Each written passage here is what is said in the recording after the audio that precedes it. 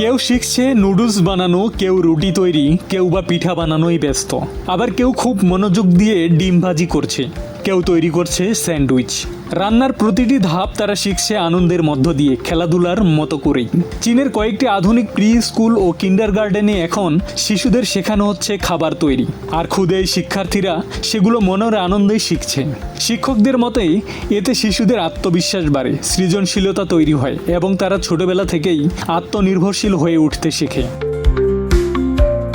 আজকাল যখন একটা শিশুর কাছে স্কুল ব্যাগের চেয়ে অনেক বেশি প্রিয় হয়ে উঠছে মোবাইল ফোন, কিংবা পড়ার টেবিলে বসার বদলে ঘন্টার পর ঘন্টা ডুবে থাকে স্ক্রিনে, কখনো গেম, কখনো সামাজিক যোগাযোগ মাধ্যম, আবার কখনো বন্ধুদের সঙ্গে অনলাইন আড্ডায়, ঠিক এমন সময় ভিন্ন এক উদাহরণ তৈরি করেছে চীনের কিছু কিন্ডারগার্টেন। সেখানে ছোট ছোট শিশুরা হাতে তুলে নিচ্ছে রান্নার সরঞ্জাম, শিখছে জীবন ঘনিষ্ঠ নানা দক্ষতা। বিশেষজ্ঞরা বলছেন, প্রযুক্তির অতিরিক্ত ব্যবহারে শিশুরা বাস্তব জীবন থেকে অনেকটাই বিচ্ছিন্ন হয়ে পড়ছে। ফলে শুধু বইভিত্তিক শিক্ষার বাইরে ব্যবহারিক শিক্ষার দিকেও গুরুত্ব দেওয়া প্রয়োজন। চীনের এসব উদ্যোগ সে বার্তাই দিচ্ছে, শিক্ষা শুধু পরীক্ষার খাতায় সীমাবদ্ধ নয়, জীবনের জন্যও প্রস্তুত হওয়া জরুরি।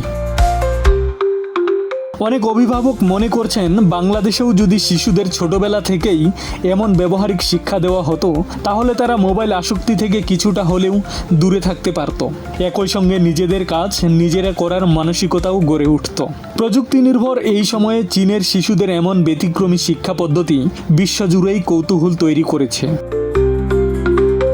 আব্দুস সালাম, প্রজন্ম 24।